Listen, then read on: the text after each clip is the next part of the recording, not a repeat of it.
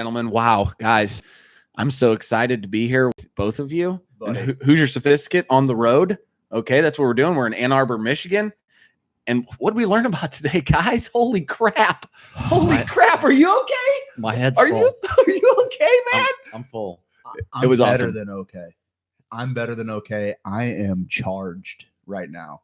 I was going through trying to figure out what we learned, and the amount of slides that I have are hundreds you of showed slides. You showed me a little deal of your slides, and it was phenomenal. Yeah. And I saw you and Tony with your phones out, just jotting down information repeatedly. It was fucking awesome to see. Like, we've been to the cannabis event. We've seen how the community reacts to that, to see how the community is reacting to psychedelics, having grad students give talks about DMT, about psilocybin. Like, it makes me giddy to think about, because they're solving some real world problems here. I think what was, somebody even mentioned about how excited they were about us going to a state where it was legal to consume cannabis, and we didn't have quite all of our ducks in a row. We thought maybe we were going to be able to walk into a couple dispensaries and maybe, check that experience out. But they're not there yet. So right now it is legal to consume. It's legal to possess. You just can't buy it. So gifted to you. It has to be gifted, or you just have to find it. Yes. Like, I tripped over a plant on the way in. Yes, that was crazy. It was cured and everything. It was like trimmed. Nice, I was like, look down right there, man. So that was pretty cool. But I kind of, when somebody said, really, I wish I could go up there and check out the dispensaries. I have not really been that excited. Like, that's cool. That's cool. Right. And I love the shit. I love it. But I was excited about what we were going to learn. It's totally today. Turned me on, man. And what it comes like afterwards, after we had 9-10 speakers today, they took 30 minutes talking to people. If we do this again next year, what would you want to talk about? That took 25 minutes for people to talk about all of the different, whatever their little sector of science that they're into, how psychedelics play into that. It just lit me on fire. What you had an awesome one. What was yours? Addition to what you wanted to hear next year? Oh, synthetics psychedelics that appear naturally in natural compounds versus the synthetics, and the difference between, say, like a synthesized psilocybin that they would use on trial. And Dr. Matthew Johnson from Johns Hopkins on the show had told us that there's not a whole lot to suggest that like whole fungi medicine is any more beneficial than just because it is immediately, I guess, is metabolized, the right word, into psilocin as soon as you take it. So they felt like, synthesized or not, they're probably going to get the same thing, which we know with cannabis, there is an entourage effect. There's a full plant effect that can't necessarily be accounted for. I'm just curious how that applies to so many different situations. I didn't get a chance to ask this. I'm hoping tonight to ask Chris Timmerman, the professor from in London. Help me out, guys. Was it King's College? No, Imperial College in London. His studies were on DMT doses, and I was just curious. Even Rick Doblin was talking about it, what maybe the future looks like for MAPS, because they've got kind of a bunch of different little umbrellas that happen underneath MAPS. So MAPS, Multidisciplinary Association for Psychedelic Studies. Rick Doblin started it in the 80s. How cool was that, getting a glimpse of everything that went down to start MAPS and how MAPS runs, how MAPS is FDA. Their own. Yeah, they're playing the game, and I don't want to call it beating the system, but utilizing the system in the best way. And it seems like it's taken real slow, but I think Rick Doblin, maybe it was when I was over just eavesdropping, he's like, I got a 20-year plan. I got a 30-year plan. Yes. Like, all of this stuff is, I'm planning for the future. So one of the question that came to me that I didn't get a chance to ask them yet, and I do plan to ask it tonight, was when he says what that looks like for ayahuasca. So all of these, if these guys are scientists, and when you're doing a science experiment, you have to have controls in order to take good data. And I'm wondering how easy it is to convince the FDA on the efficacy of ayahuasca as a medicine.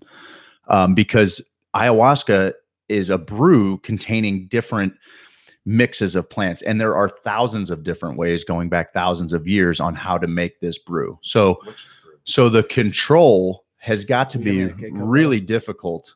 It's got to be really difficult because maybe one's got more of, say, a Syrian rue used as an MAOI versus, or maybe the brew's got a little bit more of Banisteriopsis capia in there, the copy vine. Those were your people in there too. They were saying words like that too. I could tell you were like, oh God, like in the Solocin and the slightly different words for each. And I could tell you were in heaven, bro. I was, buddy. It made me want to go back and be a student, because I was just like, I think about the time I wasted. Yeah, sure. We're doing things now that line up with my passion. I think this is, if anything, my passion was confirmed today.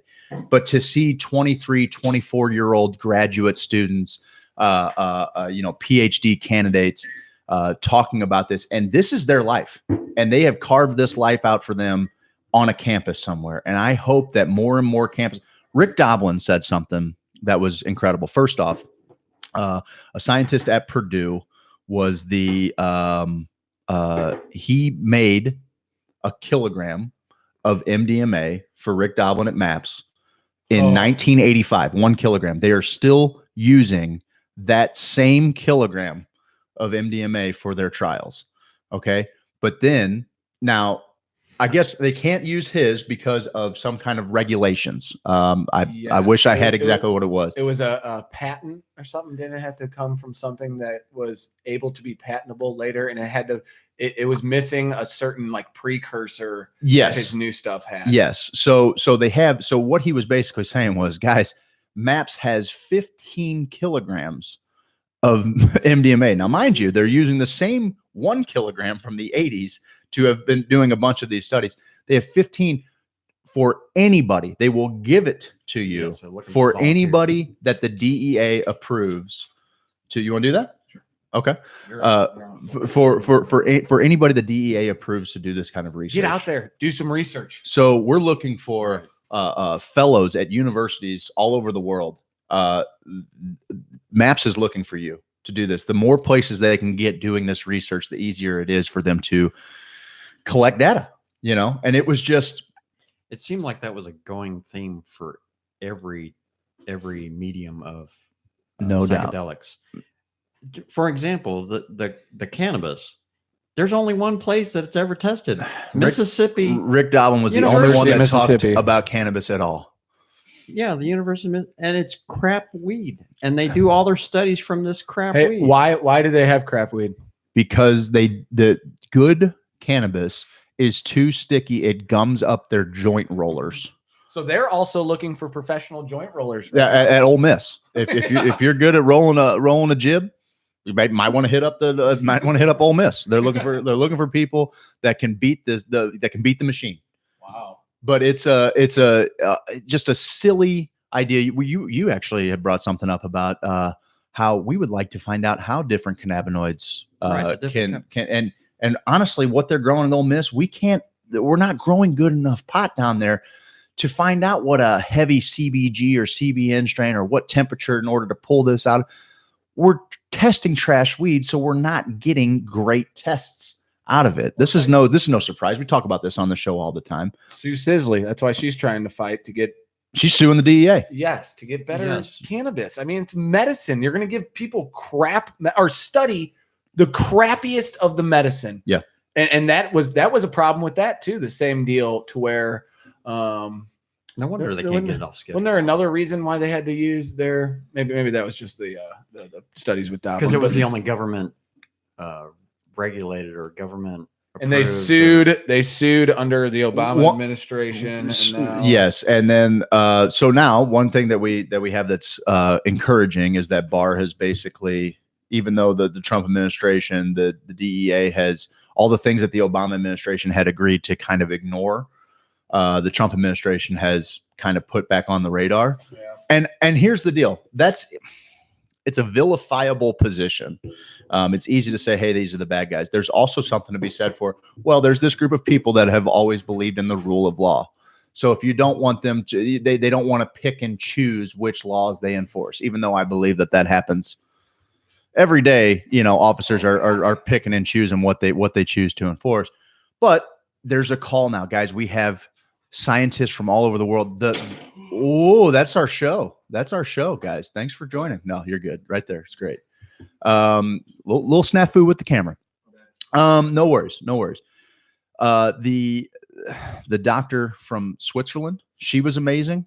So much so that I didn't know I had a question for her until she started talking. And I just, what she brought up with the, I'll tell you what, let me pull up my notes here.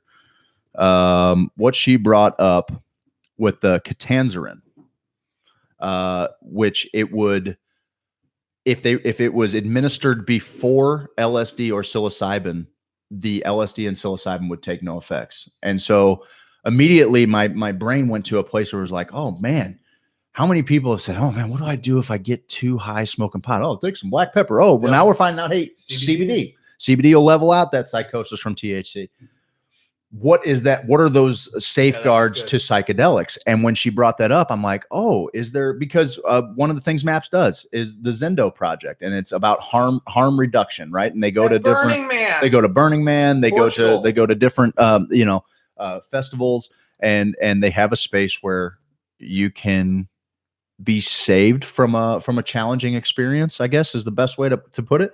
And so what I was wondering was, is there a benefit to harm reduction if somebody took just a copious amount of LSD, or they had overdose is a bad word. If they took too much of a compound and they found themselves within a trip that was really super uncomfortable, could they administer this Ketanserin and pull them out of the trip? And she acknowledged that yes, they could, but she would not suggest it. And her answer lit me up inside, because as I asked about it, I don't even think I wasn't asking from a place like, hey, I think this is a good idea. Now, it's probably a great tool to have in the belt. If for some reason, let's say for some crazy reason, the government was going to, I don't know, dump a bunch of acid in a water supply or something. If you found a bunch of people that were accidentally dosed by a psychedelic compound, and maybe also because they saw that it worked, essentially what it is it's a blocker on the 5-HT, on the serotonin receptor, yes. Right? And if they could block that, then it would essentially, quell the trip. My brain's going there, and I'm like, well, if someone was accidentally dosed, or for God forbid a child or something got into some really irresponsible persons, could you give it to? And she said yes.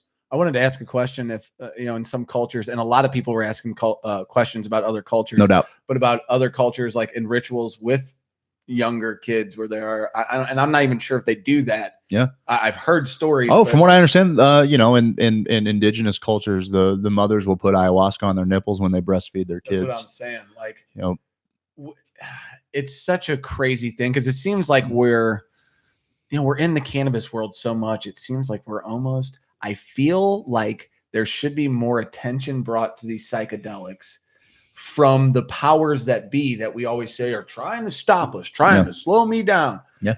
If they're really trying to stop cannabis that much, boy, oh boy, they're missing the boat, I feel like. Yeah, sure. Because if they really want to stop something that's going to change people's minds and get into the fabric of the system, like, Doblin was talking about how they tried, the government did something in the 70s. Is that where you're going with that? Well, they brought up the point that why it became why they wanted to get rid of it is because you couldn't brainwash with it. They did do that, about how it's psychedelics are not a very useful tool to try and help, or to try and brainwash people. Right. To go back to that point, she said, yes, you could pull someone out of a heavy LSD induced or psilocybin induced trip. And you can probably extrapolate that to other psychedelics, I would think, because it's that serotonin receptor that it's blocking. She said, however, she wouldn't want to just, if someone was having a rough go, and the answer came to me before she answered it, and I'm so glad that she answered the way she did, because these are academics. These are brilliant people that have done more research in these fields than anybody, and they have a huge team of peers to lean on. She said, I wouldn't I wouldn't recommend doing it, because you're going to pull somebody abruptly out of a trip. And she would probably recommend using like a benzodiazepine. So like, even though there are all kinds of ways to kind of calm someone's mind and help calm them down and bring them through a trip, you know, it would be better to kind of give something that takes away the anxiety, but you can still work through the visions, the things that you're experiencing. So hearing her say that really made me, it really excited me, because even the buttoned up scientists understand the importance of the journey, the importance of actually working through the things, and that there are other tools in their belt. And God love them, man. I'll tell you, some of these graduate students, like, the slides were a little over my head. Like, they explained them well, but I'm like, whoa, you guys are really in the weeds. The DMT talk with the two graduate students. Well, we had a conversation in between talks, or maybe during one of the talks, about how we used to get this kind of information. I got a lot of information from a guy at Mizzou named Mushroom Mark. Mushroom Mark knew all about ecstasy, knew all about MDMA, knew about DMT, knew about mushrooms. Real smart guy, was in his like mid-30s, hanging out with college kids like a freak, you know. So, and he ended up being all weird anyway. But we were getting legit science on the mystical. And they were putting it in terms of what happens in your brain, because that's one of my biggest questions.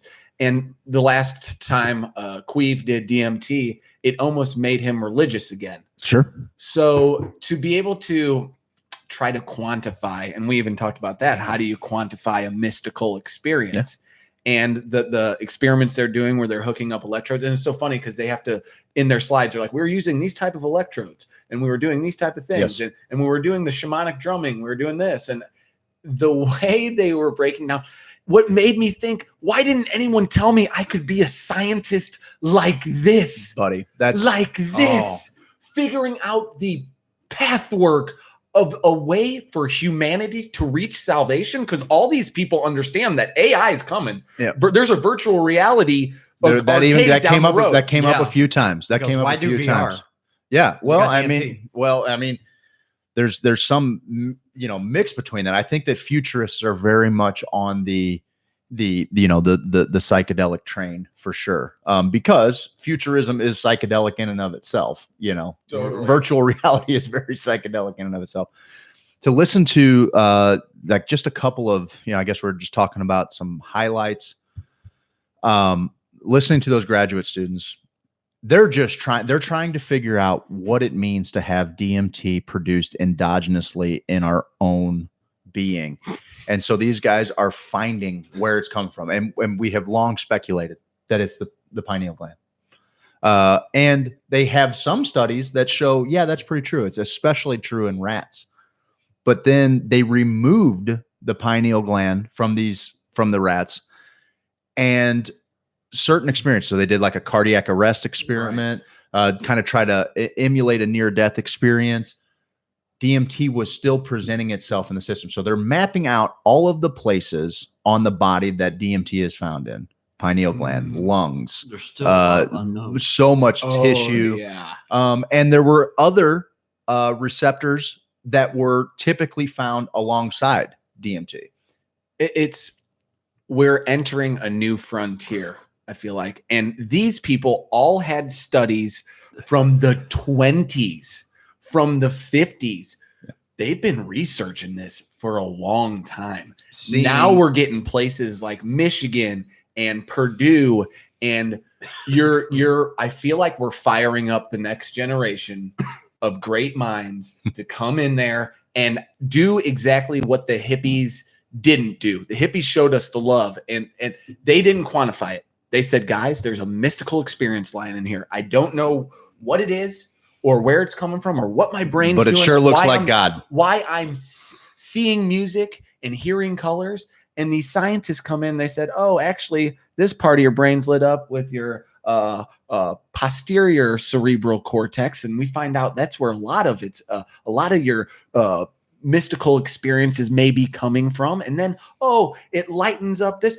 one of my favorite talks was Emma Talbot or something like that. Emma's talk, the graduate student, about shamanic drumming. It was tremendous. We talk about Icaros. We talk about set and setting and intention and the music you can listen to. And we always talk about, what kind of music journey into, all this type of stuff. To hear her say that these were just shaman practitioners. So I guess people who kind of just call themselves that, I assume, or, have a little bit of credibility. I think neo-shamanism. Okay. Because she wasn't going, I when she first said it, I was like, oh, because she had a picture of a guy in the rainforest or a medicine man. And I was like, oh, that's what they're doing. Yes, please. Because I love all the studies on monks and meditation. Yes. And where their brains Somebody go. asked the question if they're related, if the states that they enter are related. And she actually, which I think kind of wants to make sense in my brain, right? Because it's so present, but she actually gave a pretty good reason why they're probably separate. When meditation, you are kind of trying to fall away from, you're sitting in your present being, but you're trying to kind of fall away from all of the stimuli, external stimuli. With shamanic journeying, it's more of you're actually trying to get lost in this external stimuli in order to be able to pull out these different deals. For sure, because the shamanic stimuli on the graph was slightly better than ketamine, psilocybin. Yeah, it actually outperformed a lot of the main psychedelics in all of these metrics, such as anxiety, connectedness. We're not even existent on the shamanic.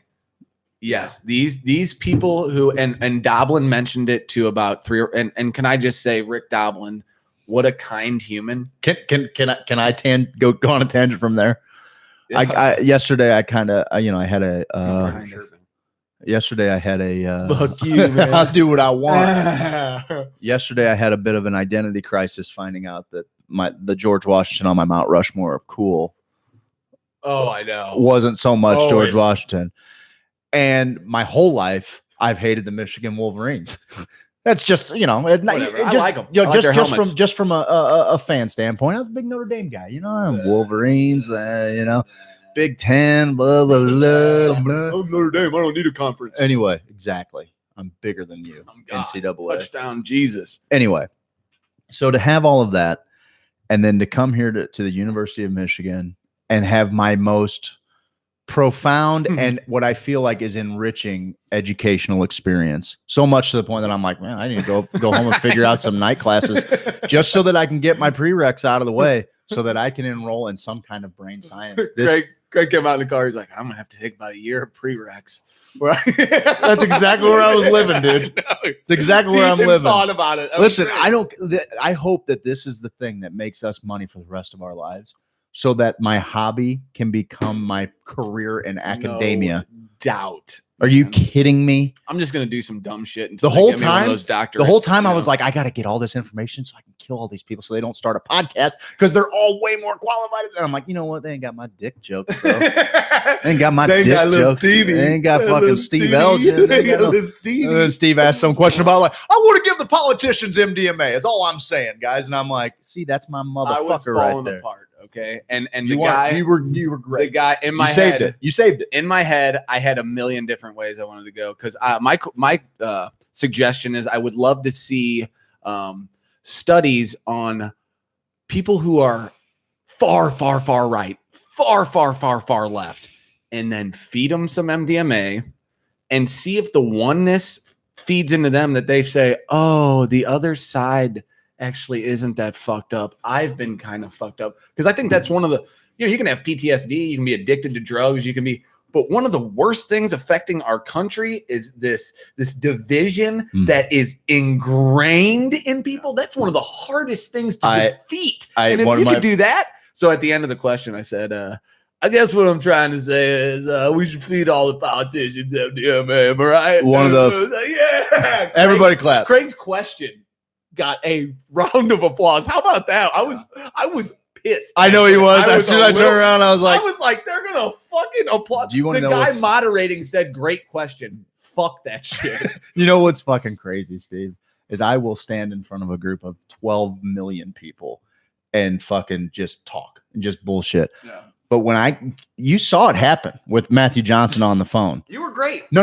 I know. But if you knew what was going on in my stomach when I was asking that gal that question, I'm like, everybody in here is smarter than you. So you better. Well, I was there. Okay. Everybody but one person in here is smarter than you. So you better make sure that this question is not only is like coherent, cogent, but also that it's scientifically somewhat accurate. I didn't want to be ponytail guy. Ponytail guy knew a little too much. Ponytail guy, well, the first thing I want to say is that thank you so much for being here. And the guy kept saying, all right, speed up the questions. He's like, okay. Well, I have a multifaceted question. The guy goes, give me one facet. Let's make it unifaceted. One facet. And he goes, okay. Oh, all right. The first, and I was dying. I think it's when Dobby Dobbs was up there. They call him Dobbs. I call him Dobby because he reminds me of Dobby from Harry Potter. Hopefully he doesn't watch this. Dobby's the best character in Harry Potter. Fuck you guys if you don't think so. Can I? Anyhow, I'm sorry. Go ahead. I'm just dying. Just going. Well, to build on it, I called. I tweeted it out earlier, but Doblin said it, and he was. You were talking about healing the divide between our politicians, and Steve's like, "Look, I guess what I'm trying to say is I just want my politicians to eat Molly. I just want her to eat MDMA. Just try it out. Just try it out. Try it." To thunderous applause, and I'm like, "That's my fucking guy right over there." I got it because we were sitting on opposite sides of the auditorium. One lady looked at me and pointed and clapped. Woo! She did. Fuck yeah. I was happy for you. So you guys have no idea how much Steve and I celebrate the little nuances of people giving us their attention. Who's your friend? Well, my Scully's that. All right. So Rick Doblin said there's currently a 3-year study going on between Palestinians and Israelis using ayahuasca and MDMA. Clandestine operation. Israelis and Palestinians taking ayahuasca and MDMA together and healing their divide. Was that not the best thing? And he said, hey, one day maybe we can use it for Democrats and Republicans, but we figured we'd start with an easier group like Palestinians and Israelis. That was a great, easier group. He's witty as shit. He's a beautiful man. I knew that happened 7 minutes after I sat in my seat this morning, and I knew that I was in for the best day of my life. For sure. And they gave everybody just enough time because they gave him a lot of time. And the next couple of people, maybe half an hour, but then everybody else was 15 minutes, quick hit, blow your brains out with some info. I mean, straight up, a huge shout out to the Center for Consciousness Science at Michigan. Is Mamour was his last name, the guy that runs the department. I did have an erection when they gave Rick Doblin a standing ovation. I had no shit. I had serious goosebumps. I had a legit. I thought it was a narb, but then you realize. But then I was like, dude, this does it for you. This is doing it, and I was like, I swear to God, I had to stand up for the fucking. I was like, I'm not gonna give him a. He got a standing ovation, so I had to stand up. I had a boner. It was awesome. It was great. It was great. I can't wait to take this back to St. Louis, and we're going to go to Wash U. We're going to figure out ways to bring a conference like this. Not even a conference, symposium. It was great. It was a great symposium. Perfect. They overbooked it. There was an overflow room. The room was better. And this whole thing, mind you, was free. Free. Yeah. I mean, we had to RSVP early. Like the day I saw it, I actually booked them before I even asked Steve. I was like, "Hey man, you want to go to?" I mean, because it was free. Yeah. And I was going. So if Steve wasn't going, someone was going to wear a Steve Elgin badge. It was basically where I was living. Exactly. So we end up, like it was. I would have paid good money to go to that today. I would have paid $100 a head. It competed with every cannabis conference we've ever been to. That cost. Dude, no doubt about it. And the thing is, I guess maybe why it's more, and we need people to be as specialized as they can get in cannabis and in psychedelic. Like the more and more you can really carve like your mastery out, we need that. But something that's really appealing to the psychedelic conference is just the infinite amount of applications that it applies to.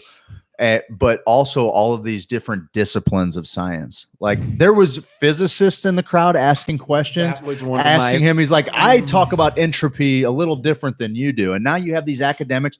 It's a very respectful kind of volley back and forth. There were some questions that straight up people were like, There was a lady in the back studying Alzheimer's, a neurodegenerative scientist. She was a PhD. She was an MD candidate, a med school student at University of Minnesota. I could have heard her ask questions all day. And then we're finding out that, everybody in this room has a master's. I mean, don't get me wrong. There was a wook or two, and there was one beautiful, genius, beautiful wook. He was a little genius. He was the wook. Get this analogy. He said he was the woke wook. He wanted to know. Me and him were the only two dudes with hats. I think I was like, "Fuck you." No, there was a guy wearing a mushroom hat, like Paul Stamets. I saw that. Okay, so his analogy for trying to bring info back from the void. He wanted to know if there's a way to, I think, quantify, trying to bring this information back. Because when you have an experience, you think, we talk about it all the time. Got it figured out. And then you come back and you're like, what was I going to say to these guys that was going to change everything? Oh, man, don't quite have it. His analogy was he's a bear at the side of the river. He's a grizzly bear, and it's a salmon run. And all the salmon are the information that's coming, and it's coming to him. He sees it all. But when he goes back, he's only got 2 paws. No doubt. To claw a few of them back. And I was like, look at this fucking guy. He got a little. I love that. That's what I love about that is that we're in Michigan, right? And there's a ton of Michiganders out there, There's people from Costa Rica. This is pure Michigan. This is pure Michigan. There were people from Costa Rica. There were people that drove Minnesota. From all over. They flew two of the speakers out from Europe. Like this was no joke. They had Shane but out there. He gives that analogy, and it brings me back to a time that I was sitting with my buddy after an ayahuasca ceremony. And he goes, man, it's like going to the ocean and cupping your hands and bring them. And the analogy for me lined up perfectly. It's so good. Lined up perfectly. I think that my buddies goes a little bit further in depth because it's so frustrating because you have it, but you really don't have. All you have to show for it is what you have. It's the 2 fish that you ate, right? These are 2 people living 2 completely different existences that will never know of one another, and both of them have echoed a sentiment that I can only understand because I've felt the futility of trying to bring that information back, and they have so succinctly described it. I just love so many of the people that got mentioned too, like Aldous Huxley and Hoffman. You know what I mean? They're talking about all these people. Who was the guy from Michigan who started Gordon, the doctor's name, who was ketamine was Purdue. What was Michigan's claim? Was Michigan ketamine? No, Michigan. Yeah. Okay. So Michigan developed ketamine. Purdue MDMA. And I believe it was either so it might have been the original. Gosh darn it, I don't want to misquote it. I know. They may have been the ones that originally synthesized it. I know that Alexander Shulgin is the one that reintroduced it, baby. And I know that Sasha worked with a Purdue science, so maybe it was happening whenever that was all going on. Man. But guys, by the way, I'll plug it again. If you haven't seen Dirty Pictures, and you're even remotely interested in psychedelics, if you've ever enjoyed MDMA, in a safe environment and enjoyed yourself, Alexander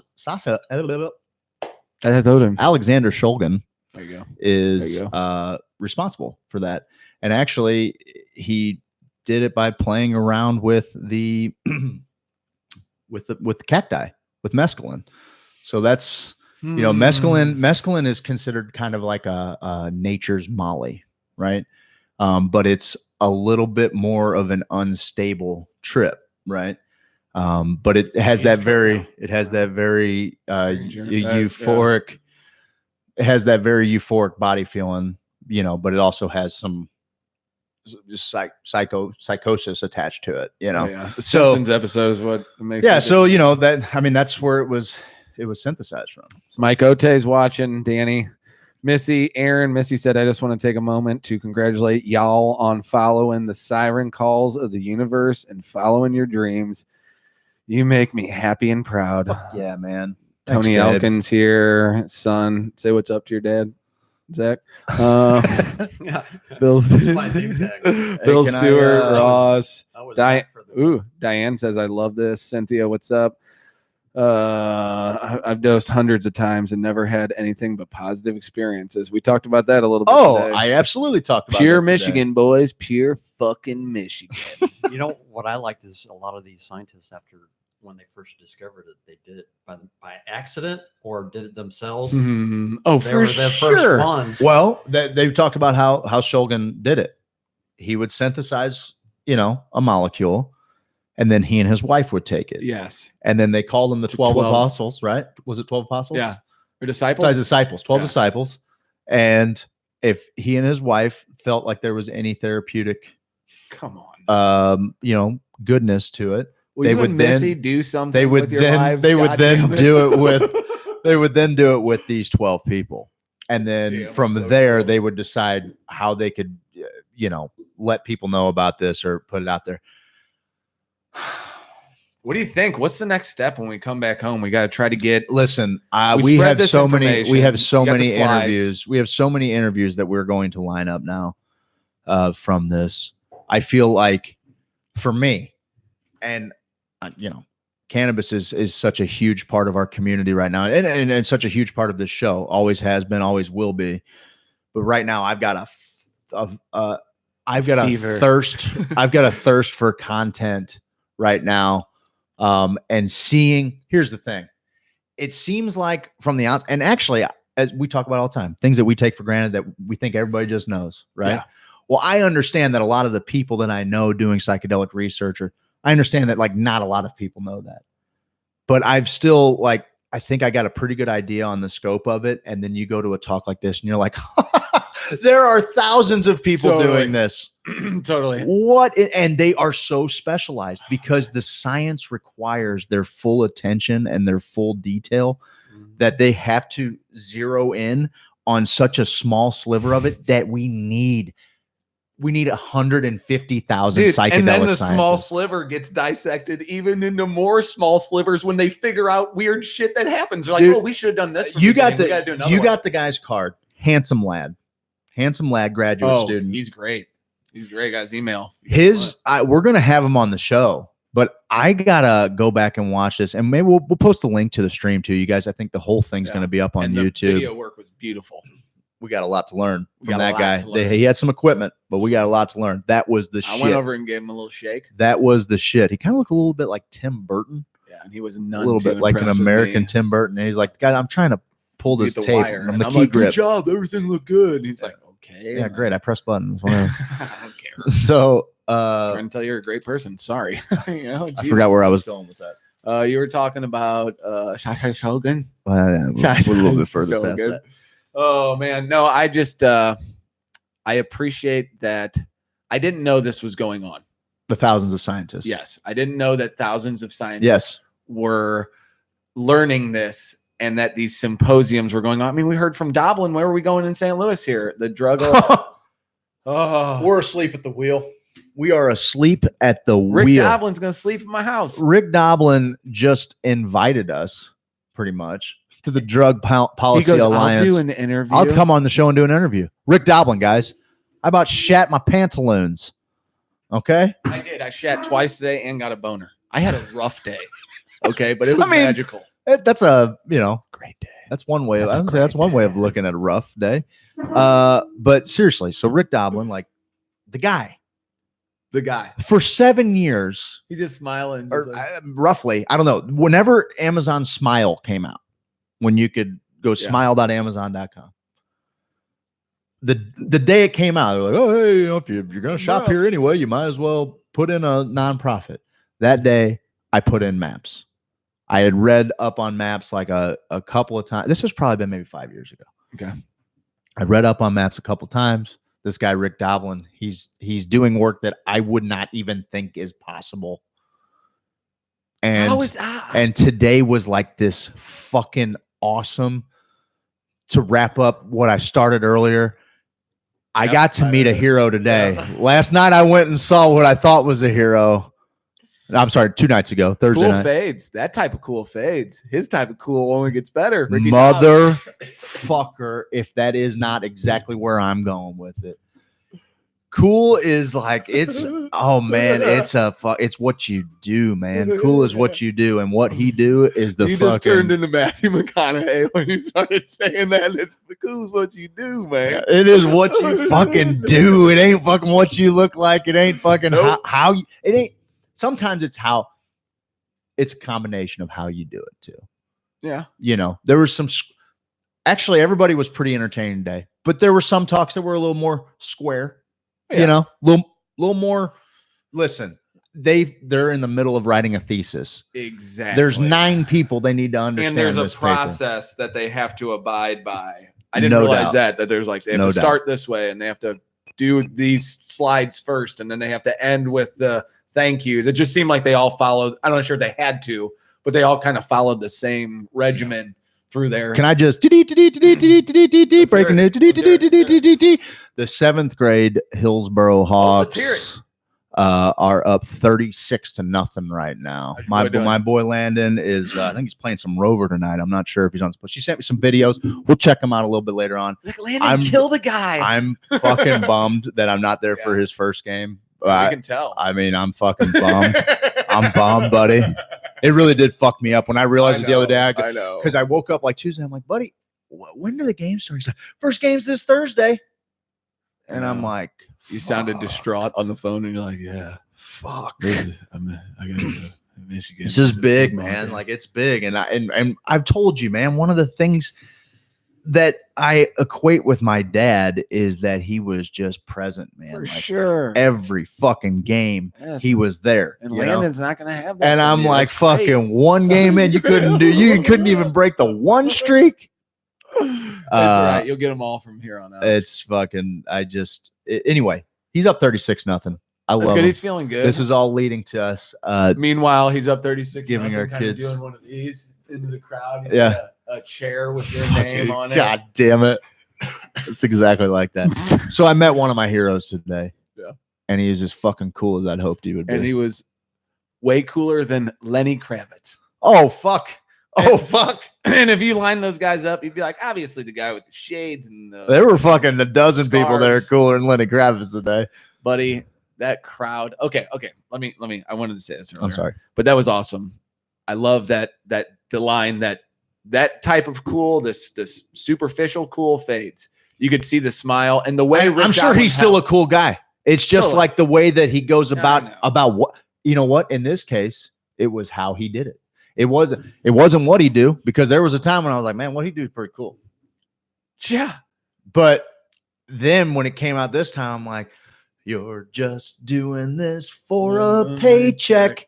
And I now have to get the fuck out of here. I'm going to Michigan to see Ricky motherfucking Dublin. I love that fucking song too. Tell us your thoughts, Zach. What'd you think about the whole thing? Tony, what'd you think, brother? Just like I was saying, the immensity of what they still need to do. So many more studies they need to do. It's just unreal, and they're looking for volunteers. They got the supply. They just want more studies and better quality. Okay, I want to pose this question to you guys. You got all the funding from whoever you want. Okay. What study do you do with what chemical? Yes.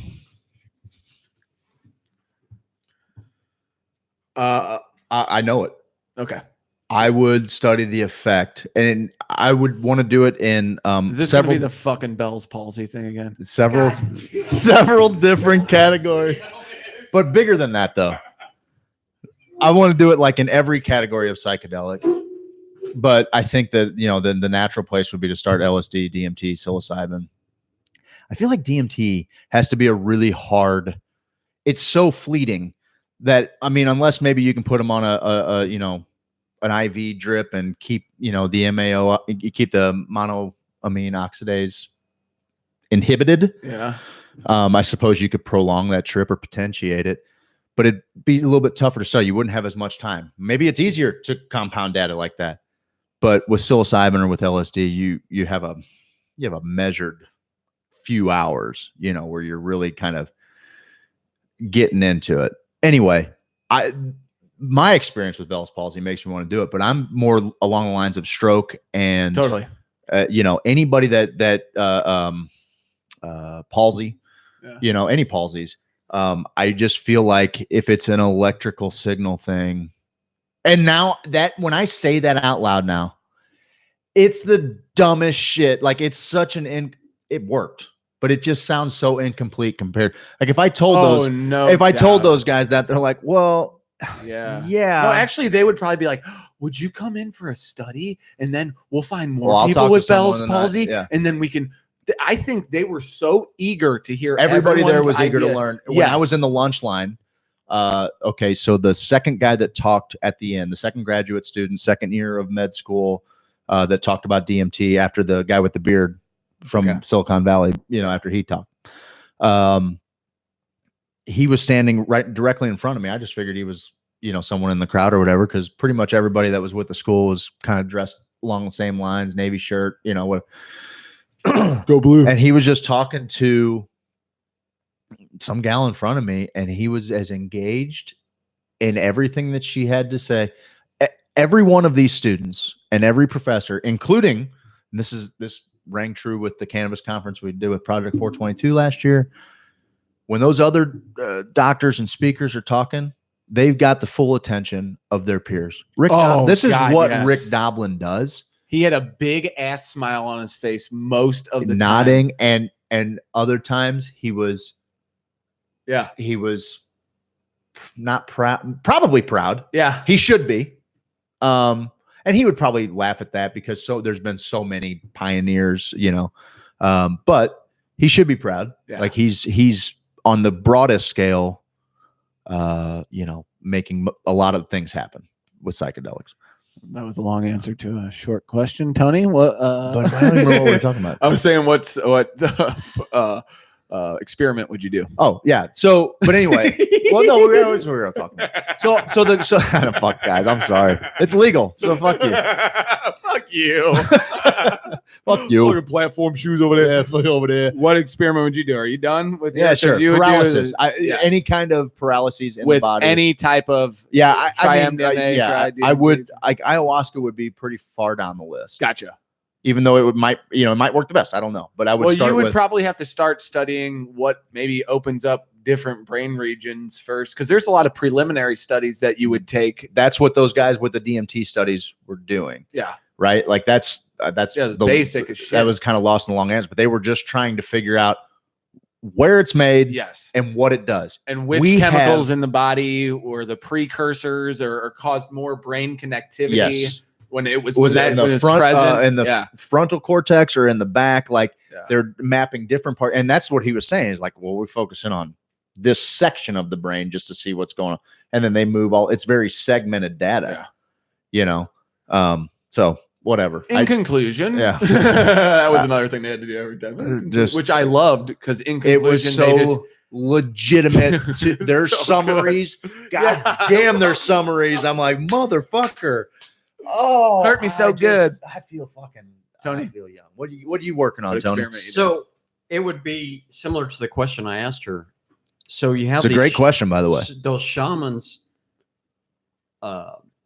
spend their whole lives getting to be able to reach what DMT does in 5 minutes. Yeah. Only they're better at it.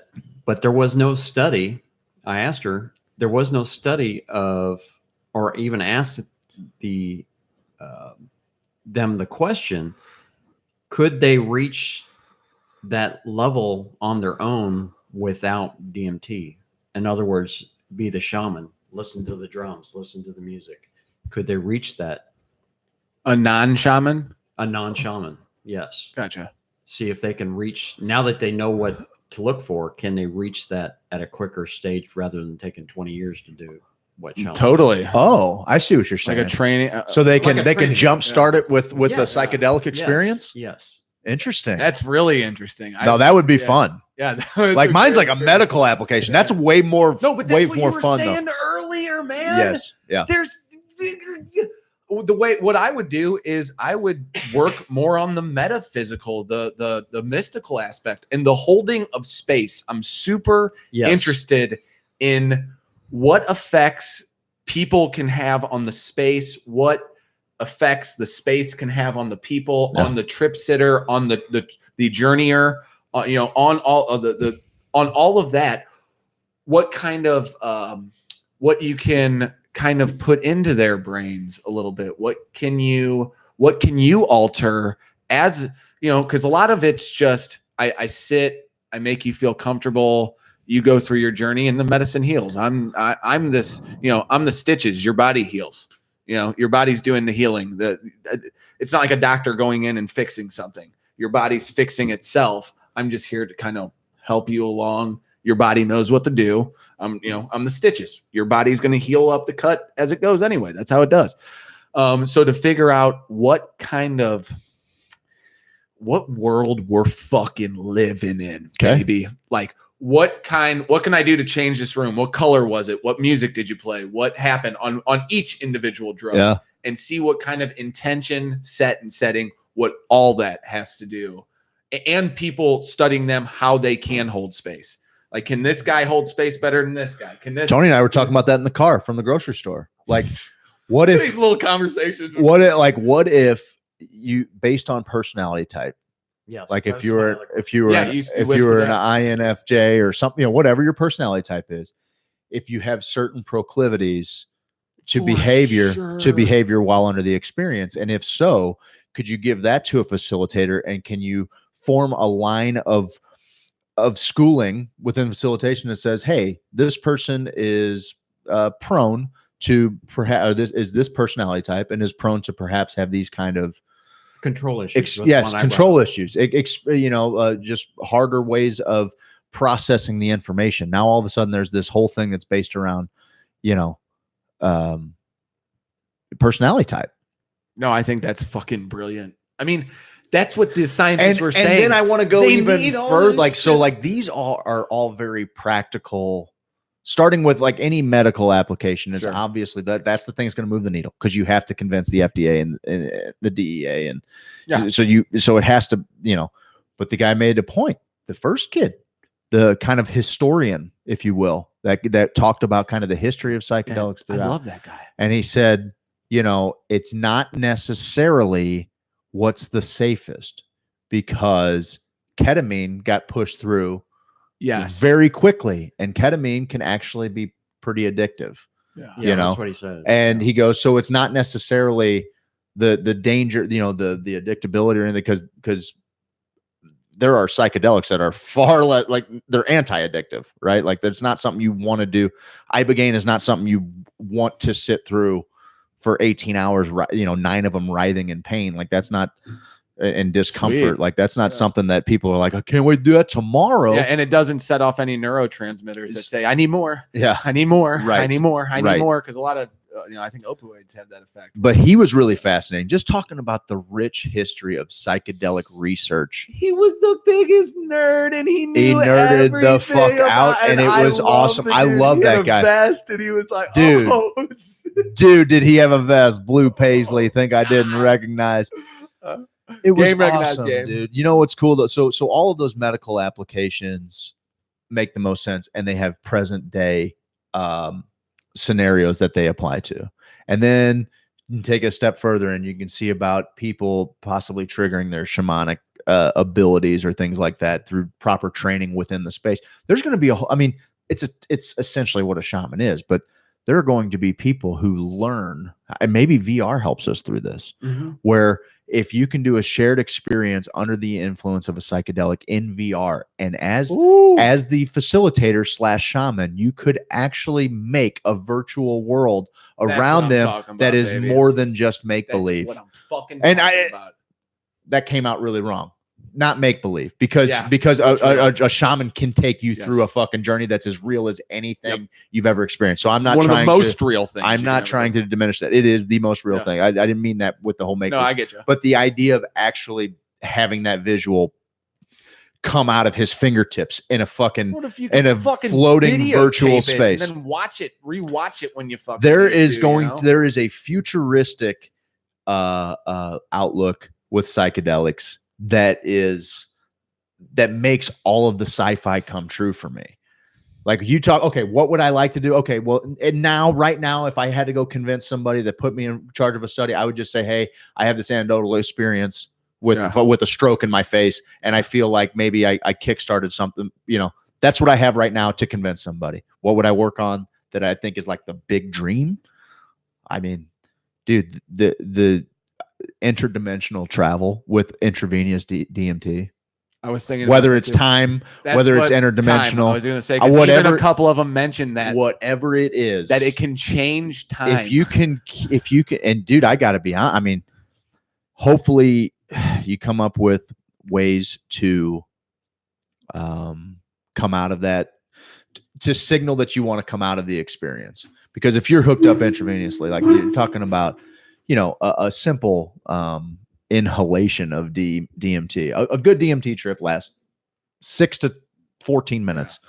You know, my last one, I told you, Tony, my last one was at least 2 eternities. It was different. It was at least 2 eternities, and I was only under for 6 minutes. So this is shit not to be fucked with. Like, don't be an asshole. You're gonna hurt yourself mentally. But I grew from it. But the idea of administering it intravenously under the supervision of, and maybe it happens when we get even better with some brain mapping. Well, how does it team up with something like the Neuralink or something like that? Fucking sure, you got that, dude. you got something like that on, you're hooked in, you have doctors monitoring the environment. They can start playing with different theta waves, delta waves, gamma waves, alpha waves, doing all of the, which got into a bunch of that brain science today too, by the way. Lengths are amazing. They can make movies for you. I mean, now you're doing a chemical movie instead of watching. So for sure, man. So that's where I'm living. I think if I could work on it, it would be in very much the same vein as my Portuguese ancestors. I'm going exploring, baby. Yeah, baby. I'm going exploring. I'm Vasco da Gama, which means the veiny Gama. Okay. I also loved a point that I wanted to make sure I got on here is they were talking about why they chose psilocybin.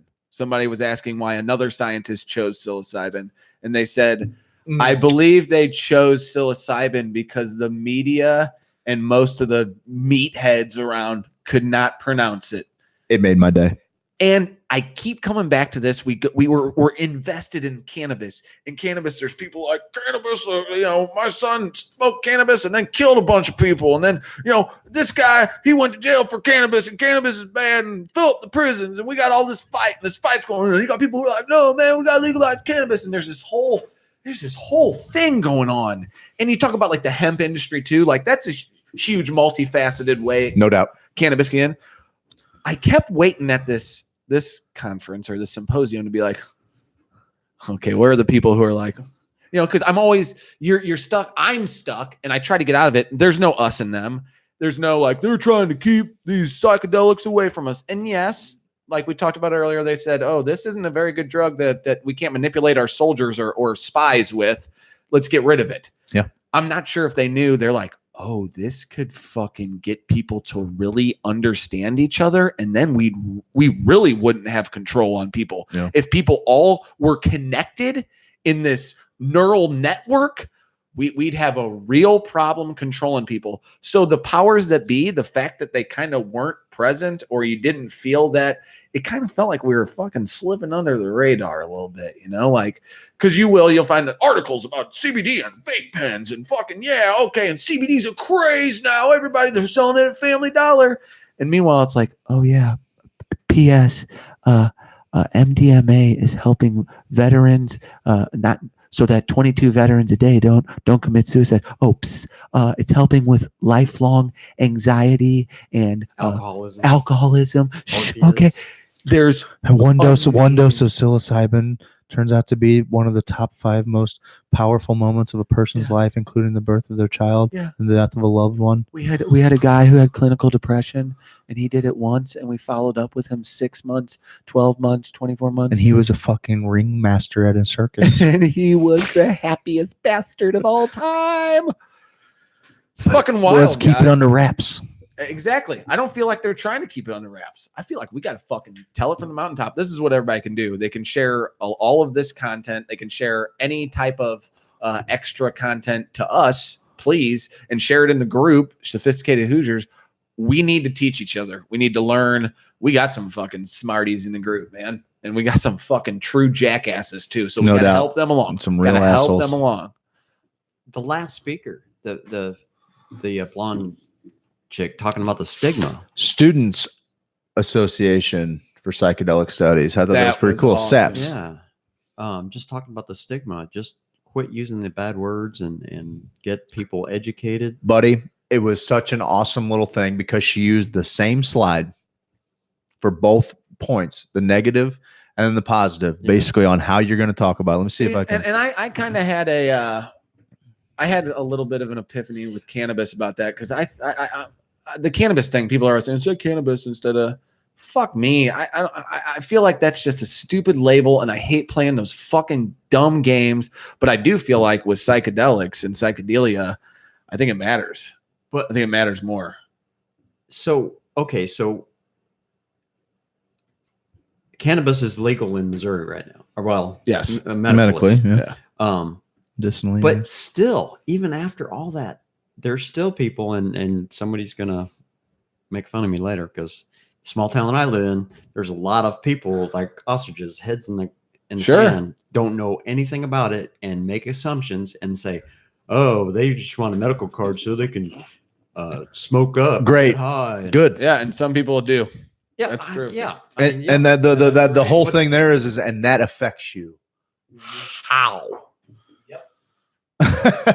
Right. You know, how? Why do I care? But their misconception of that's just cannabis. What are they going to say about psychedelics? Even worse. See, I feel like they don't understand psychedelics. I feel like the cannabis thing is psilocybin. Like very easy. That's a plant, and that is bad. And people used to smoke it back in the day, and I remember people saying it's bad. They're like, what's MDMA? It's helping depression. What? Yeah, sure. Sounds good. Is that a pharmaceutical? Yep. Is that some sort of Pfizer? Yeah, exactly. Oh, how about I had a little I was waiting to talk to Ricky Dobbs, and he was talking to this guy. He was a researcher for a company that got bought. It was funny because he's like, I used to work for this company who got bought by this company, who got bought by this company, who's now Pfizer. And I'm thinking, Jesus Christ. Well, Doblin even said something in the talks originally. Yes. Like that's how that worked out. And he said, hey, old Ricky Dobbs, you ever heard of, I want to say it was DMMDMA? Had like an extra D and an M in there somewhere.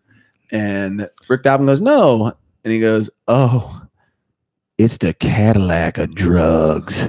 And I'm like, and Rick Doblin goes, what? Hold on. What was the name of that? Everyone in the circle is like, huh? What did you say? And they used to synthesize it back in the day, but then they lost their grants and he used to work at another school or something. And I'm like, oh my God. So they start changing information and I'm just sitting there absorbing all this shit. I'm like, this is amazing happening right now. So keep your eyes on the new, keep your eyes out for that new super drug. Am I right? Yeah, I guess. No, it's, I read an article too about, it was I wanted to see if there were some things written against Rick Doblin to see kind of, if I could ask a question that said, how do you respond to this fucking jackass? Would you have asked it? The dumb shit. I thought maybe that would be a route to go. Yeah. It would give him a platform. I believe in it so much that I believe whatever this jackass would say would be, easily refutable by him. But I found an article that said it's a rave. The rave drug is making a renaissance and all this shit, and why it shouldn't be good for you. And it had a couple anecdotal things why it was bad.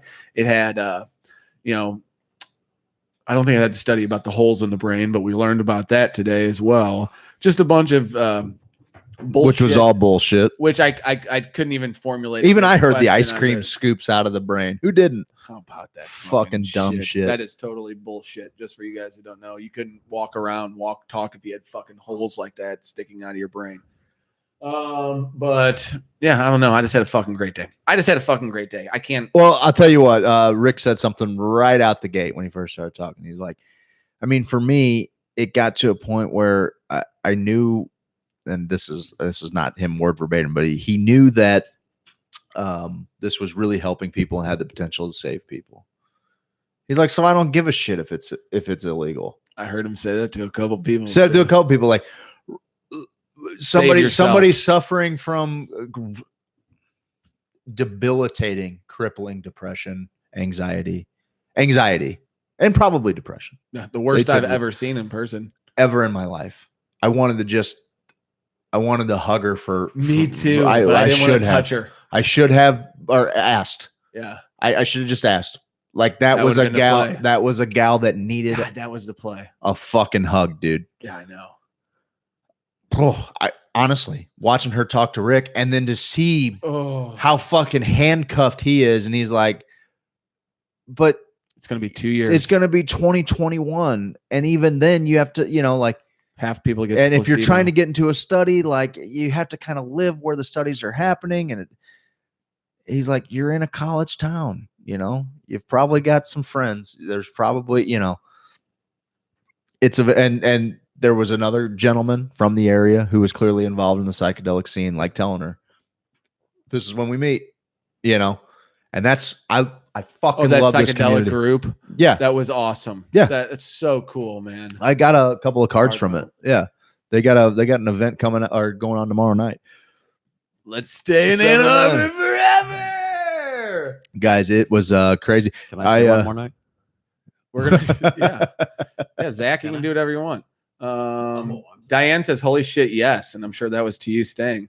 No doubt about hemp, says no, that Tom. had to do with the closed-minded people. Tom says muscly arm. Tom also says very good stuff. Goida says sharing. Love you, Goids. Craig needs a hat. Oh, fucking you. Come on, Goida. Jesus Christ. All right. We're going to go to this movie, and then we're going to come back probably later tonight, maybe give you a little late night jam. Little late night movie review. I brought the guitar.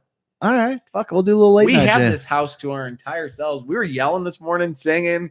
Craig comes in always like, you up yet, Steve-O? And I was like, fuck you, man. I was up at 4:30. I was like, well, I heard your alarm going off for like a solid 20 minutes. I just snooze it. And I'm like, oh, buddy.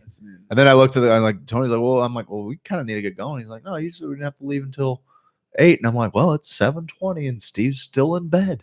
So I'm going to go 7:22. I'm going to go get him up. And I was up. You were ready to go. You were ready to go. Our timing was perfect. Yeah. We sat down and we just plugged right into the Ricky D. Man, that was great. God.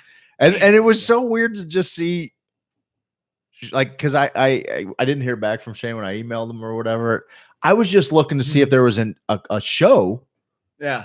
Because it says that he's here, but all of the other dates you can click and buy tickets, and you can't fucking click today. So I'm like, is there a show? Because I'd love to go. I know. After go watch fucking Shane. Can you imagine him doing his psychedelic science? Funny thing. Yeah, you're exactly right. His tour with 4 of them. That's what they should have done. He should have got to sit down with the groups after each one. Buddy. He said that. I was having a conversation with him out in the I had to text Steve. I was in this room. Luckily, he came in that room anyway, so I wouldn't have missed him. But I might have because he came in the back. Yeah. But Craig goes, I saw Shane. He's coming in. He's coming your way hot. You got to take him out. So I did. I found him, and I was like, "Hey, man, what's up?" And he's like, "Hey, good to see you." And I'm like, "Oh, remember?" Carl. He was looking at my hat, and he's like, he did that look like, fuck. I think some dickheads gave me a shirt. I gave it away. I'm not trying to collect shit. Yeah, exactly. And I was like, "Yeah, remember we gave you a shirt?" And I looked at his shirt, and he wasn't wearing it, and kind of made him feel bad a little bit. My man, that's a fucking power move there, dude. And I made him laugh. Yeah. I was like, I make the funny man laugh. That's but right. He was just giving me pity laughs. So I don't really count it. But he said that he's just fucking here doing podcasts, and he thought that he was coming here to do his thing, And they're like, no, we just want you to do like professional podcasts with each one of these people. Well, they missed on that one. They missed on all those brilliant motherfuckers missed on that one because it was the graduate students who were setting it up. MCing that event, even though the MC was fucking great, he was so good. He was so good. He was really Funny, so smart, fucking good, man. Cute, I got his name on 100 slides because everybody thanked him because he runs the fucking show over there. Yeah, we got to get that fucking guy on the show. We're getting that fucking guy on the show, guys. All right, we're gonna go check out a movie. What is it? 6:30 St. Louis time, 7:30 here. Yep. So you guys are gaining a little hour on us. We'll be back. We'll be back later. You guys got any closing thoughts? It was one of the best days ever, and I'm glad that we went. Hey, thank you for helping facilitate all this for us. I mean, yeah, without a show, I don't know if we're going. I was so proud to look at the guy that put this whole thing on and he goes, I just feel like we all need to try to create places where we can talk about this stuff. And I go, it seems silly, but we got a terrestrial radio show in St. Louis and they haven't kicked us off yet. And this is all we talk about. Yeah, and it's real. I was like, only thing is, we only got like a little bit of what you have, and then it's just sandwiched in between sophomoric jokes. Yeah, I should have hit him with dick jokes, but I said sophomoric because we're in a lecture hall. God damn it, this is academia with owls everywhere, which is weird. Yeah, Tony, anything? No, I mean, okay, we can end it there. See you guys. See you guys. We're still hot. We're still hot on YouTube. Yeah, all right, don't say any of the crazy shit. Yeah, we're still fucking hot on YouTube. Oh yeah.